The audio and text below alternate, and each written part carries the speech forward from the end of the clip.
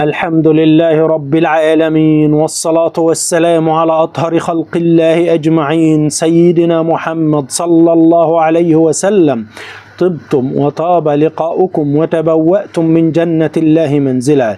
إذا رأى الشخص أنه يحلب الناقة ويشرب لبنها علامة على شفاء جسده من كل الأمراض، والله عز وجل أعلى وأعلم.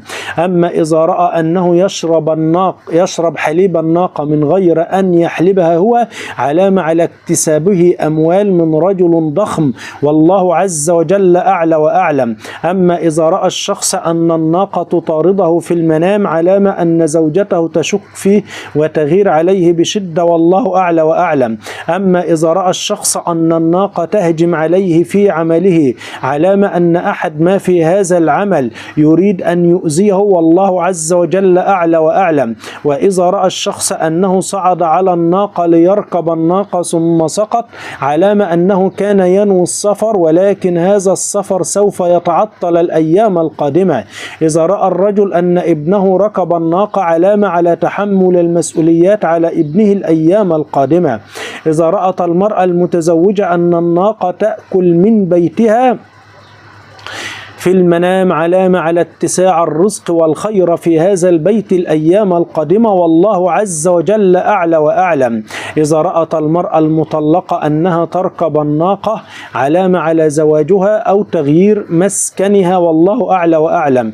أما إذا رأت المطلقة أنها تركب الناقة بالمقلوب، علامة أنها سوف ترتكب فحشة الزنا الأيام القادمة، والله عز وجل أعلى وأعلم.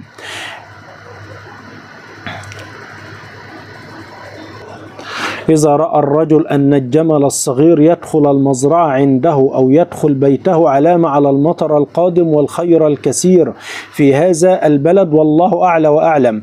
أما إذا رأى الشخص أنه يذبح الناقة، علامة على كثرة الهموم والأحزان التي يصاب بها الأيام القادمة، والله سبحانه وتعالى أعلى وأعلم. إذا رأى الرجل أنه يجري مع الناقة في المنام، علامة أنه يتسارع في كسب الأموال الأيام القادمة، والله أعلى وأعلم. إذا رأى الرجل أنه يطعم الناقة بيده، علامة أنه ينفق على أهل بيته على قدر استطاعته، والله سبحانه وتعالى أعلى وأعلم بهذه التفاسير. قال النبي صلى الله عليه وسلم: من قال سبحان الله وبحمده في اليوم 100 مرة حطت خطاياه وإن كانت مثل زبد البحر. صحيح الإمام البخاري رحمه الله. وقال النبي صلى الله عليه وسلم: من يرد الله به خيرا يفقهه في الدين. صحيح الإمام البخاري. وقال النبي صلى الله عليه وسلم: من أفسد امرأة على زوجها فليس منا. صحيح الترغيب. والسلام عليكم ورحمة الله وبركاته.